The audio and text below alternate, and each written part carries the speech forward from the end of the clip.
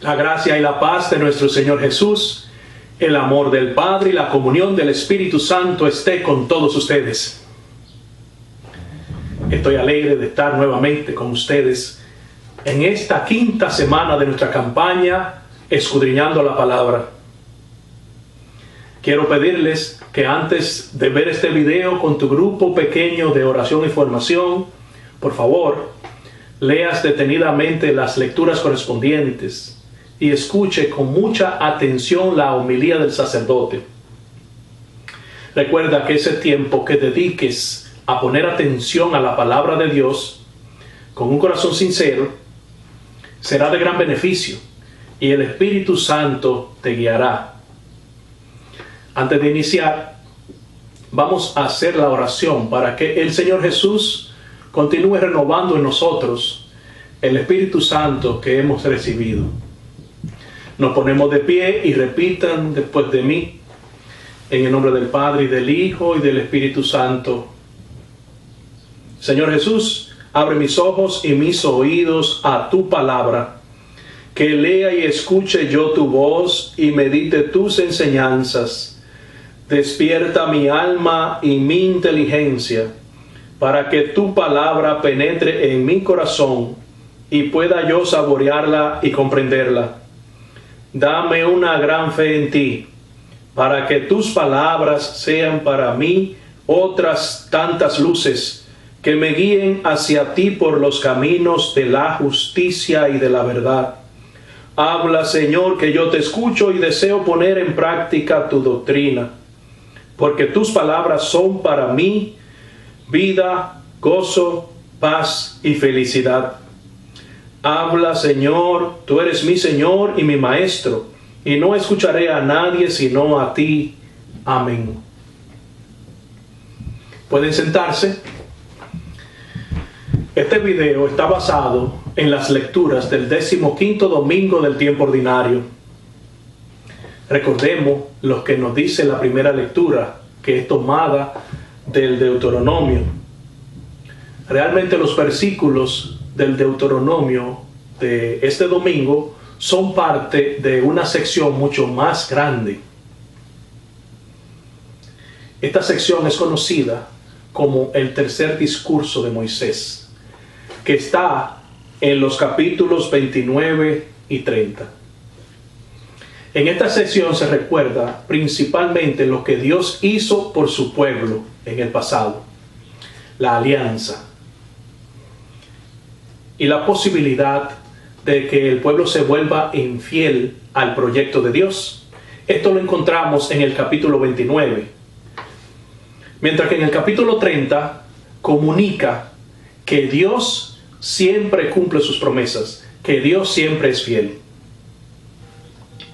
Básicamente, Deuteronomio capítulo 30, versículo del 10 al 14, hace dos cosas.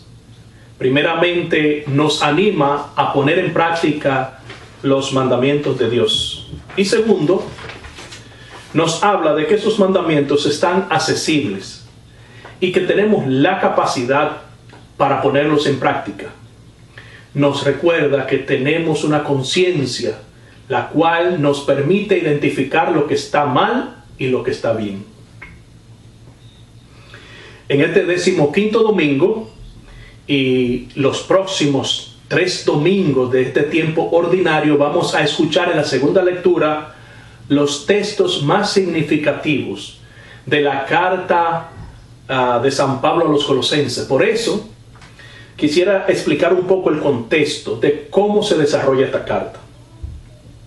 En términos geográficos, la pequeña ciudad de Colosas pertenece al Asia Menor y está ubicada a unos 200 kilómetros de Éfeso. Es bueno aclarar que mientras el apóstol San Pablo estaba en Éfeso, las comunidades cristianas de Colosas fueron fundadas por un discípulo de Pablo llamado Epafras. Se entiende que la carta fue escrita en la prisión de Éfeso. Epafras, el discípulo de Pablo, lo mantenía informado sobre la situación de los cristianos en Colosas. En la segunda lectura de Colosenses, capítulo 1, del versículo 15 al 20, San Pablo trata de corregir algunas desviaciones doctrinales de los colosenses.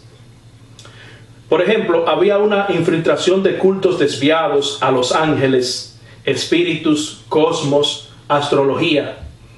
Había una mezcla ideológica de elementos griegos, judíos y asiáticos, usando presencias visibles e invisibles como mecanismo de salvación y de juicio entre Dios y la humanidad. Por otra parte, había grupos de judíos que pretendían seguir a Cristo y al mismo tiempo continuar con los rituales judíos del pasado. Todo esto estaba creando distracción y confusión entre los fieles de la ciudad de Colosas. Esto empobrecía el verdadero mensaje cristiano y empañaba la fuerza y la grandeza de la encarnación de Cristo, el único Salvador. San Pablo ve esta necesidad y ve esta necesidad de afirmar y aclarar la centralidad de Jesucristo en la existencia. Por eso el apóstol dice que Jesús es la cabeza de su cuerpo, que es la iglesia. O sea, nuestra cabeza. Por eso San Pablo dice que Jesús es la imagen del Dios invisible. Y es que la gente se imaginaba cómo era Dios. A Dios nadie lo ha visto nunca, dice San Juan. A quien nosotros vimos fue a Jesucristo.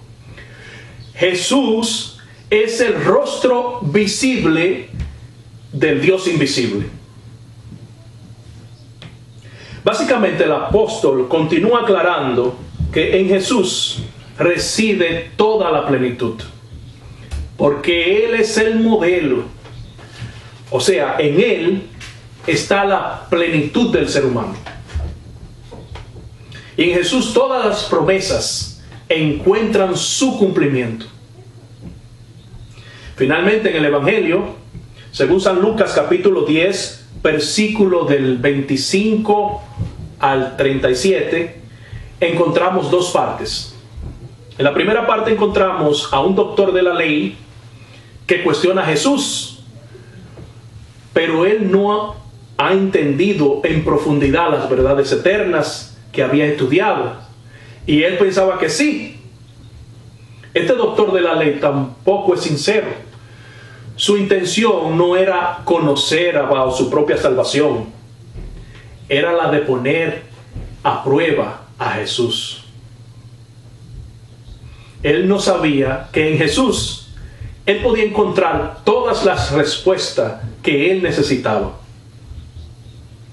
Él no sabía que Jesús es Dios, que podía ver claramente lo que él estaba pensando cuando pregunta: ¿quién es mi prójimo? En la segunda parte del Evangelio, Jesús usa una parábola para responder a esa pregunta. Jesús, conociendo lo que había en el corazón de ese judío, expone nuevamente las diferencias existentes entre judíos y samaritanos. Recordemos que el mismo Jesús fue víctima de estas diferencias.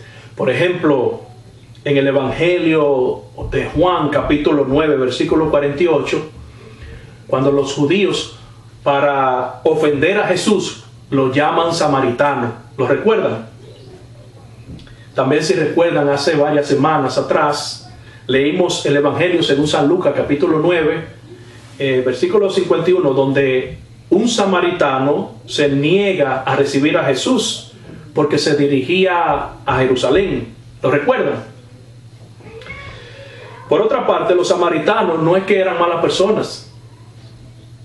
Pues si también recuerdan, de los 10 leprosos, solo el samaritano regresó a dar gracias. No era malo. Lo que pasaba era que ellos no seguían los ritos y costumbres judías. Esta diferencia creaba muros de clases sociales que según los judíos era necesario para mantener el orden. A lo mejor por eso Jesús presenta al necesitado sin ningún calificativo de bueno o malo, ni de clase social, ni de religión, ni de nacionalidad. Porque lo relevante para Dios es que estaba en necesidad. Al Jesús poner al samaritano como el héroe, desafía esa enemistad que había entre judíos y samaritanos y rompe todas las expectativas. Y es que el samaritano fue más humano, se dejó afectar emocionalmente, sintió compasión. Y no solo eso, pasa de la emoción a la acción. A lo mejor el samaritano es la representación de todo aquel que es desconocido ante nuestros ojos.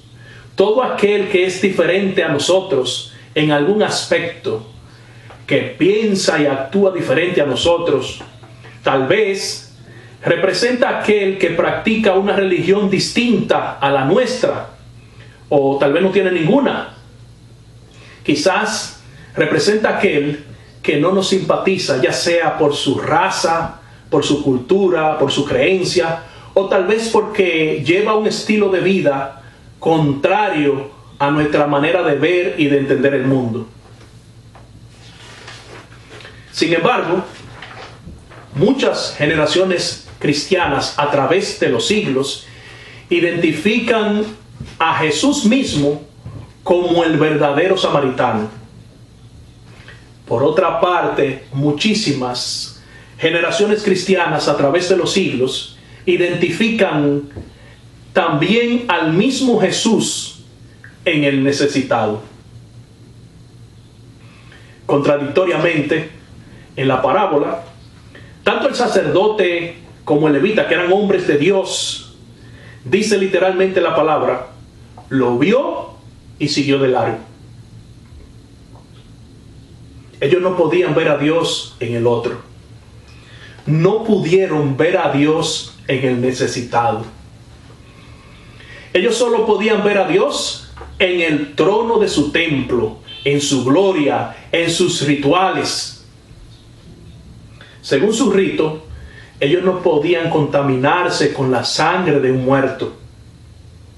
Aún así, según su ley, ellos tenían la obligación de enterrar a los muertos.